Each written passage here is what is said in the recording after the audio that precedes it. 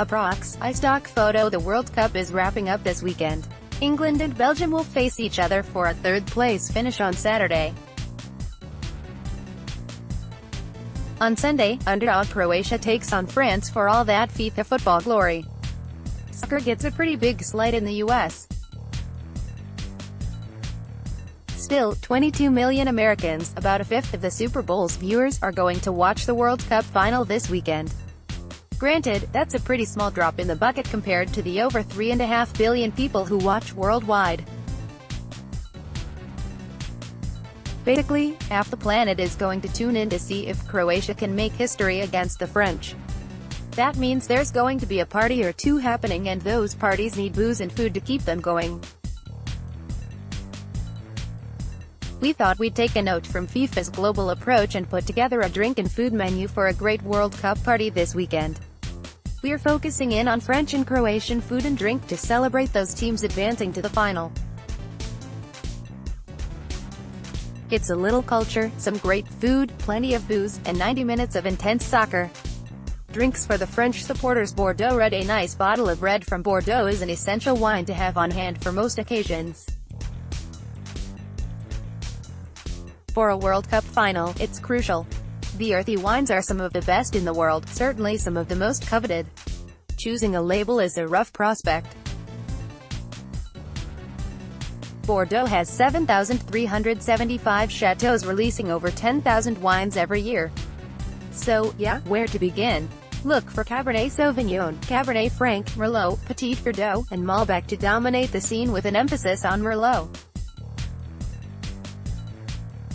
Blends are pretty common from the region, and likely more of what you'll come across stateside.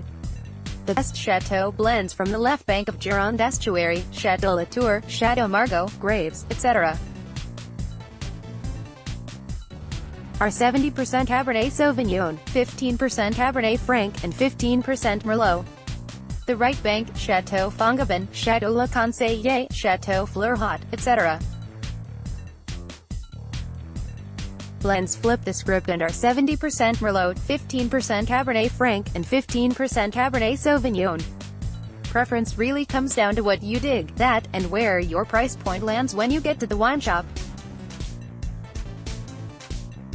Related, the best wine you can buy for $10 a bottle: hard cider. Hey, we're in the middle of baking hot summer heatwave.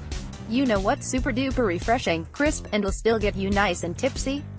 Cider. French ciders are fantastic. They tend to lean more into the drier champagne-like elements of wine, with nice echoes of apple orchards under the bubbles. An ice-cold cider is a perfect beverage to serve a bunch of friends looking to escape the heat and enjoy a little championship footy. If you can find a bottle of Le Père Jules Brut Cider de Normandie, buy a case. This French cider from Normandy has a gorgeous crispness to it that quenches a midsummer thirst, feels light, and just a little apple sweet. Related, the 20 best hard ciders on the market right now. Champagne we mean. Is there any better way to celebrate anything than with a bottle of French bubbly? You don't necessarily have to break the bank here. A standard bottle of Veuve Clicquot should only set you back about $30. That's not bad for 3 glasses of fizzy white wine all the way from Champagne. Alternately, break that bank and drop a C note on a bottle of Dom P, also known as Dom Perignon, if you want to get snotty about it. Just please, don't buy some sparkling white wine from Napa or the Hudson and call it Champagne. It has to actually come from Champagne, in France, to be called Champagne. See also, a gateway guide to champagne and sparkling wine.